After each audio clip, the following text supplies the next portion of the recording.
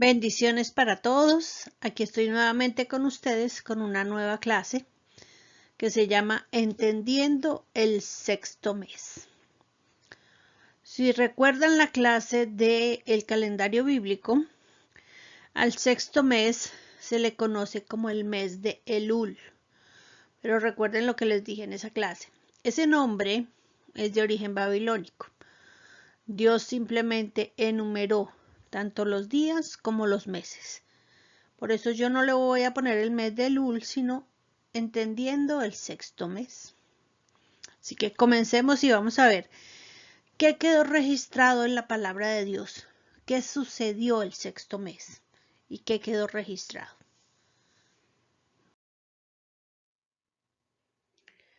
Bueno, y aquí vamos a ver qué nos cuenta Nehemías, qué sucedió en el sexto mes. Dice Nehemías 6:15. Fue terminado pues el muro el 25 del mes de Elul, en 52 días. Así nos cuenta la Biblia Reina Valera 1960. Pero para poder entender este versículo 15 de Nehemías 6, tenemos que leer todo un versículo, todo un capítulo. El capítulo 4 de Nehemías, porque es que suena tan fácil. Fue terminado el muro en 52 días, el día 25 del mes de Elul. Vamos a ver lo que nos cuenta Nehemías 4. ¿Cómo fue que fue terminado ese muro? Nos dice Nehemías 4.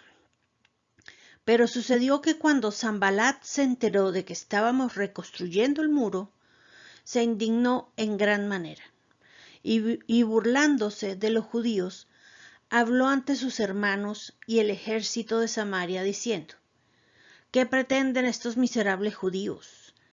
¿La han de restaurar para sí? ¿Sacrificarán? ¿Acabarán en un día? ¿Harán revivir las piedras de los montones de escombros, viendo que están consumidas? Y Tobías amonita, que estaba junto a él, dijo: hasta una zorra, si sube allí, podría derribar el muro de piedra que están construyendo.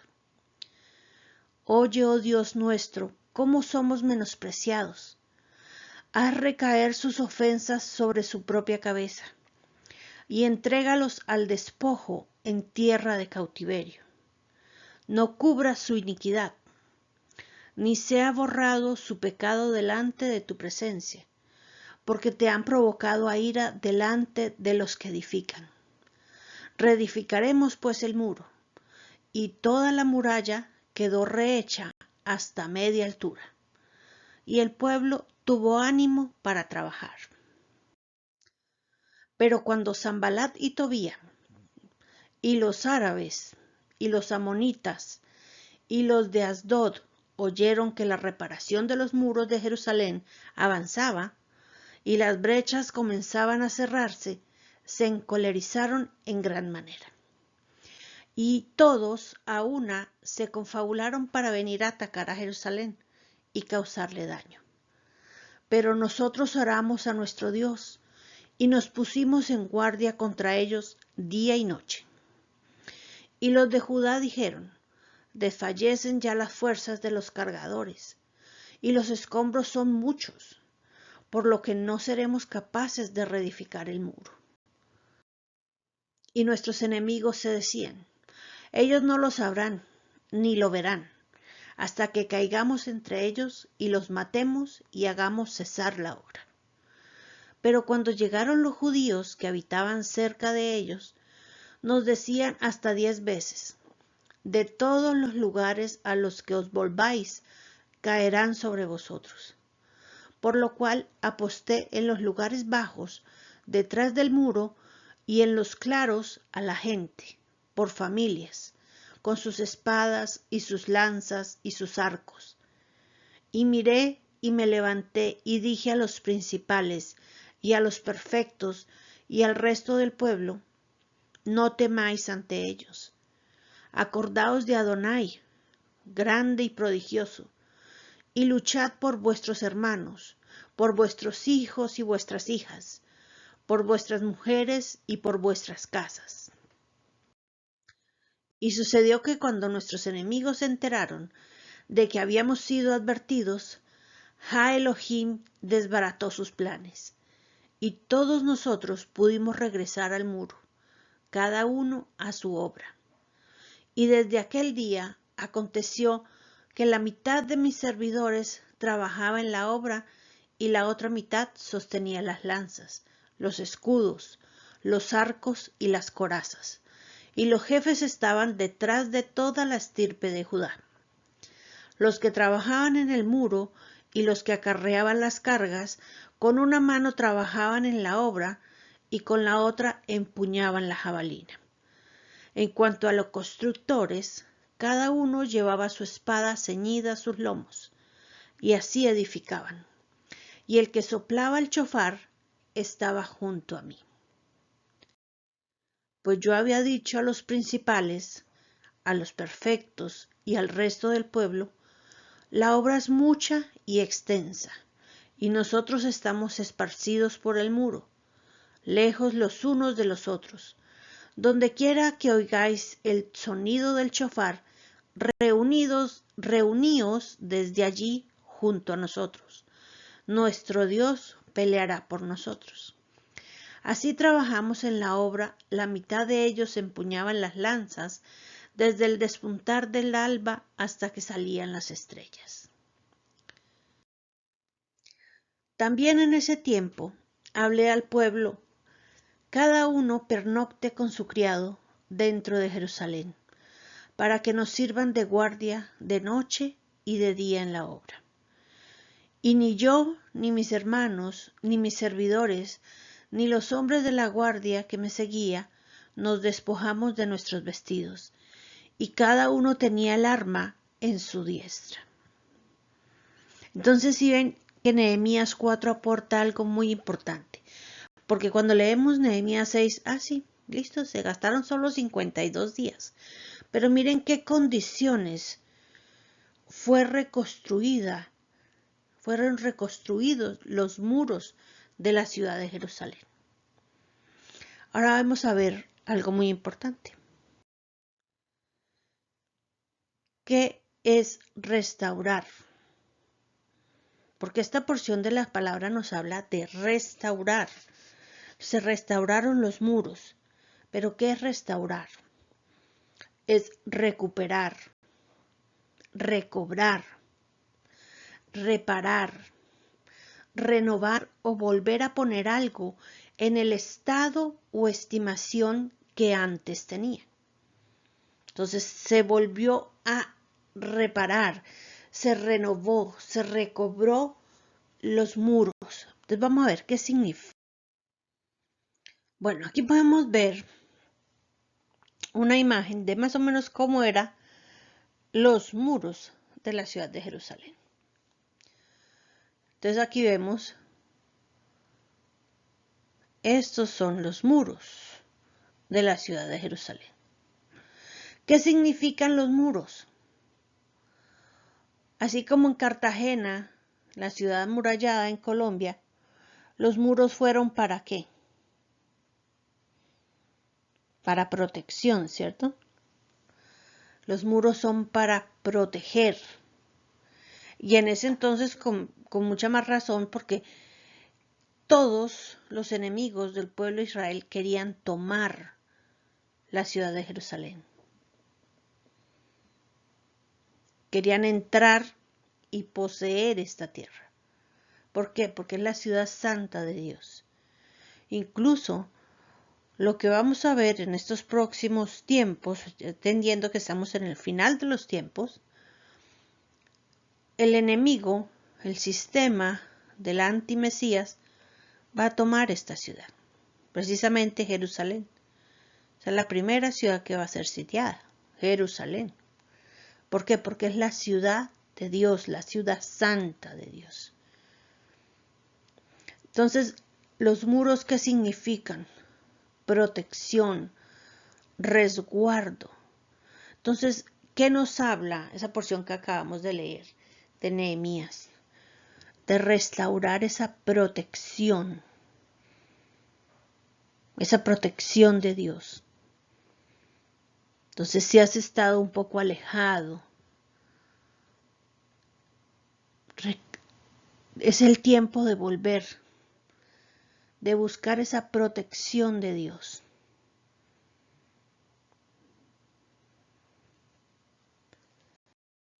Vamos a ver qué nos dice Ageo 1,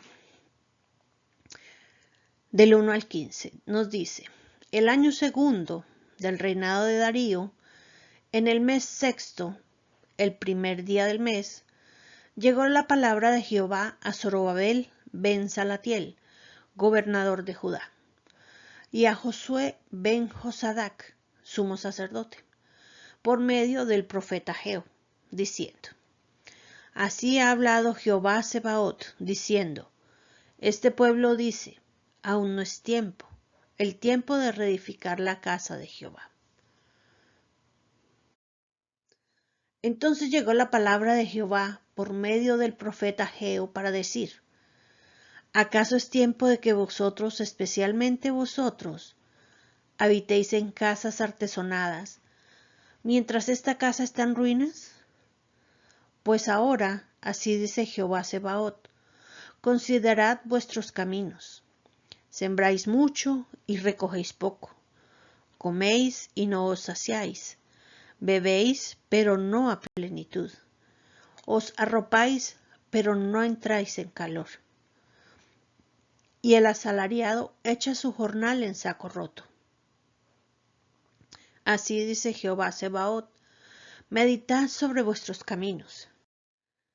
Subid a los montes y traed maderos, y reedificad la casa, y yo lo aceptaré, y en ella mostraré mi gloria, dice Jehová.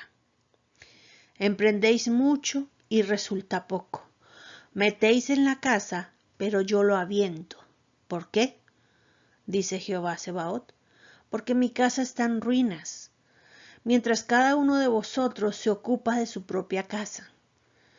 Por eso, por causa de vosotros, los cielos han retenido la lluvia, y la tierra su cosecha.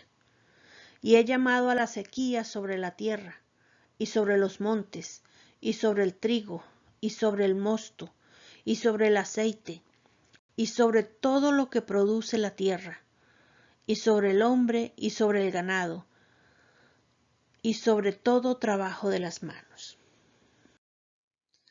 Y Zorobabel ben Salatiel y Josué ben Josadac, sumo sacerdote, y todo el resto del pueblo obedecieron la voz de Jehová su Dios, mediante las palabras del profeta Ageo, tal como Jehová Dios de ellos les había mandado, y el pueblo tuvo temor delante de Jehová.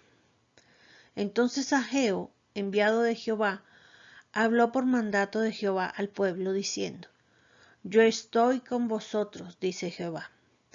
Y Jehová excitó al espíritu de Zorobabel ben Salatiel, gobernador de Judá, y el espíritu del sumo sacerdote, Josué ben Josadac, y el espíritu del resto del pueblo, y ellos acudieron, y emprendieron la obra de la casa de Jehová Sebaot, su Dios, el día 24 del mes sexto, en el año segundo del rey Darío. ¿Sí? Nehemías nos hablaba de restaurar ¿qué? Los muros, restaurar la protección. ¿Y qué nos habla Ageo? Nos habla que Dios en ese entonces le dijo a su pueblo, por medio del profeta Ageo, que quería que fuera restaurada su casa. Pero ¿qué significa la casa de Dios? En ese entonces, ¿qué significaba la casa de Dios? Significaba que la presencia de Dios estaba en medio de su pueblo. Dios quería que volvieran a tener contacto con Él. Si ve que lo que acabamos de leer, Él decía que Él quería derramar su gloria. Porque cuando en la casa de Dios se ministra la presencia de Dios y la gloria de Dios. Y en este sexto mes debemos restaurar la presencia de Dios en nuestra vida. Y si has sentido, pero dejaste de sentir la gloria de Dios, también debes hacer lo que tengas que hacer para restaurar la presencia y la gloria de Dios. Si nunca has sentido la gloria de Dios, es tiempo para que lo busques y puedas experimentar la gloria de Dios en tu vida. Y ahora vamos a ver qué nos cuenta Ezequiel 8. ¿Qué pasó en este sexto mes?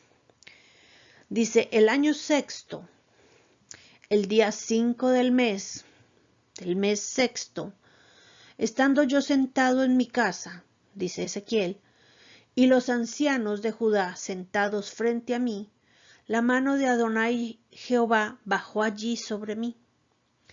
Y miré, y aquí una semejanza de hombre como la apariencia de fuego. Desde la apariencia de sus lomos para abajo era fuego, y de sus lomos para arriba como la apariencia de un resplandor, como la refulgencia del bronce incandescente. Y extendió como la forma de una mano, y tomándome por una guedeja de mi cabeza, el Espíritu me alzó entre la tierra y los cielos, y en visiones de Dios me llevó a Jerusalén, a la entrada de la puerta interior, que mira hacia el norte, donde estaba el asiento de la imagen de los celos, la que provoca a celos. He aquí la gloria del Dios de Israel estaba allí, conforme a la visión que yo había visto en la llanura. Y me dijo, hijo de hombre, alza ahora tus ojos hacia el norte. Y alcé mis ojos hacia el norte. Y he aquí que al norte de la puerta del altar, en la entrada, estaba aquella imagen de los celos. Me dijo entonces, hijo de hombre, ¿has visto lo que ellos hacen? Grandes son las abominaciones que la casa de Israel hace aquí para alejarme de mi santuario, pero aún verás abominaciones mayores. Y me llevó a la entrada del atrio, y miré, he aquí un agujero en la pared. Entonces me dijo, hijo de hombre, horada ahora el muro.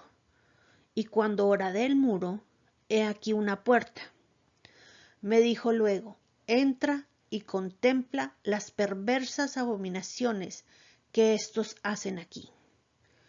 Entré, pues, y observé. Y he aquí toda forma de reptiles y bestias abominables, y todos los ídolos de la casa de Israel pintados en todas las paredes en derredor. Y delante de ellos estaban de pie 70 varones de los ancianos de Israel, con Hazanías ben Safán en medio de ellos, cada uno con su incensario en la mano, y una espesa nube de incienso iba subiendo. Aquí voy a hacer un paréntesis. Sí que dice que habían 70 varones y había uno en medio de ellos. Pero ¿qué nos dice aquí? Dice, cada uno con su incensario. O sea, no eran del pueblo. Eran sacerdotes que ministraban en la casa de Dios, porque tenían el incensario en la mano. ¿Y qué dice? Que había una espesa nube de incienso que iba subiendo. O sea, estaban haciendo libaciones. Estaban quemando incienso.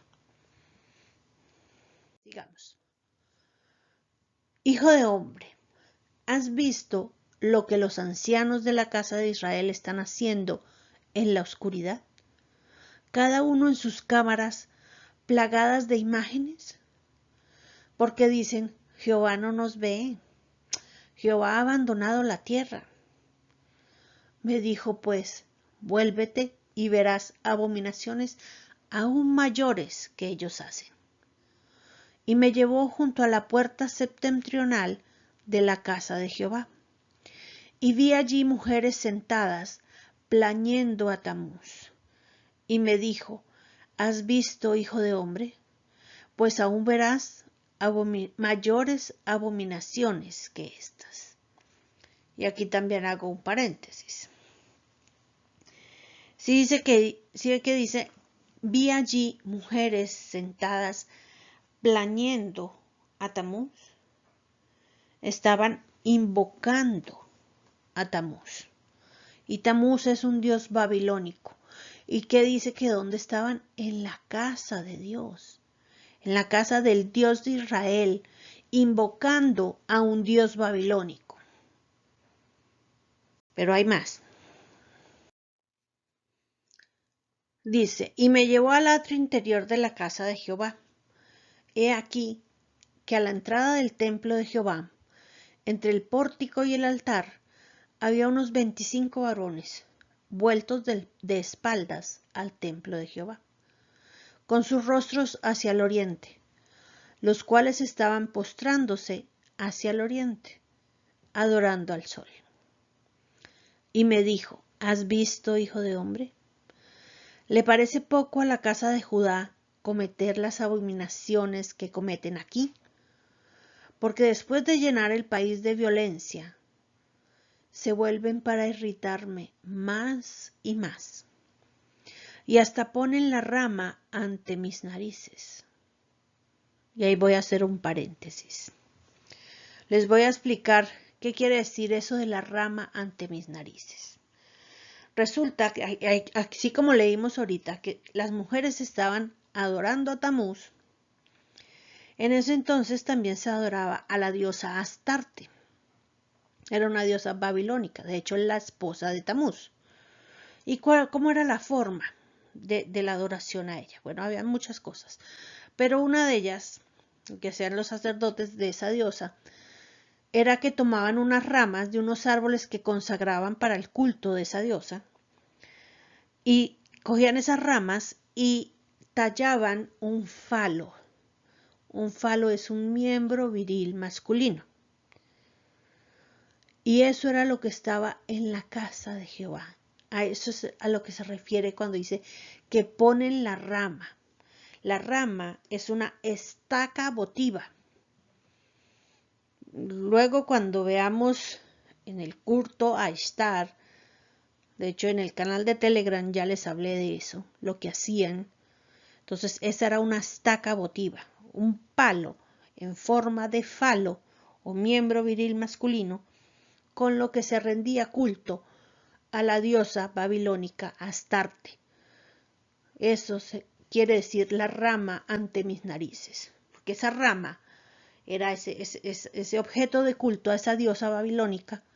¿Y dónde estaba? Estaba en la casa de Dios. Por eso mire lo que nos dice el versículo 18. Dice, pues yo también procederé con ira ardiente. Mi ojo no se compadecerá, ni tendré misericordia. Clamarán con gran voz a mis oídos, pero no los escucharé. ¿Sí?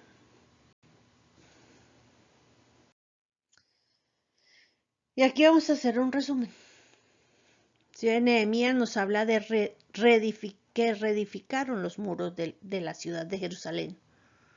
Y ya vimos que los muros significan protección. Debemos reedificar esa protección de Dios en nuestra vida. Ageo que nos cuenta que Dios quería que restauraran su casa, que restauraran la presencia de Dios en medio de su pueblo. Y si vuelven y leen Ageo, nos habla no solo de la presencia, él quería restaurar la gloria de Dios. Porque ya les conté, cuando se ministra, en ese entonces era en el tabernáculo o en el templo, y ahí se ministra tanto la presencia de Dios como la gloria de Dios.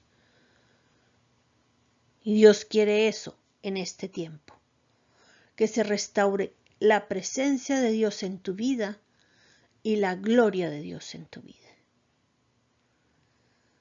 Y en Ezequiel, ¿qué nos dice?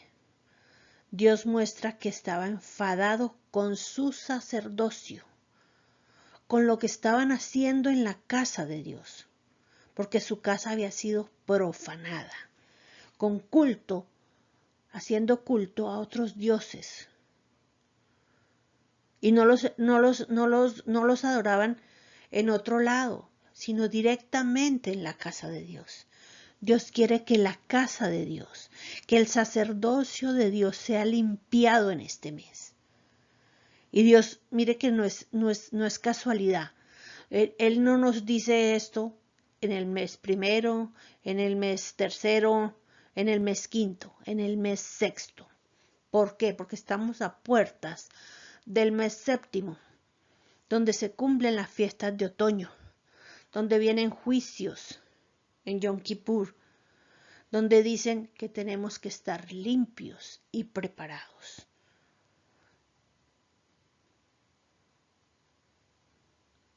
Y eso era lo que quería compartir con ustedes, de qué sucede, qué sucedió, qué quedó registrado en la palabra de Dios, qué sucedió en el sexto mes.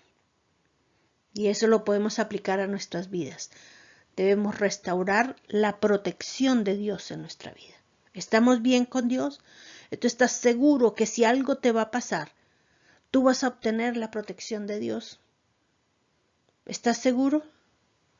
Si no estás seguro, vuélvete a Él. Pídele que te limpie y pídele que te proteja.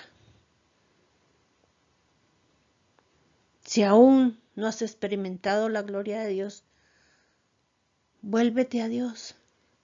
Arrímate, acércate a Dios y pídele que quieres sentir su presencia y la gloria de Dios en tu vida.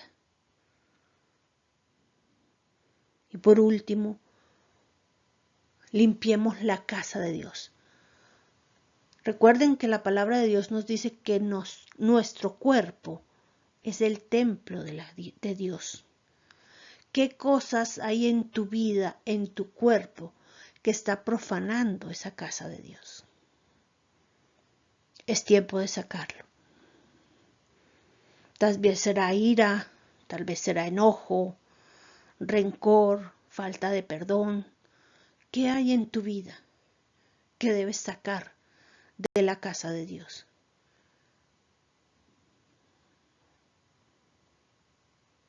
Bendiciones, mis hermanos preciosos.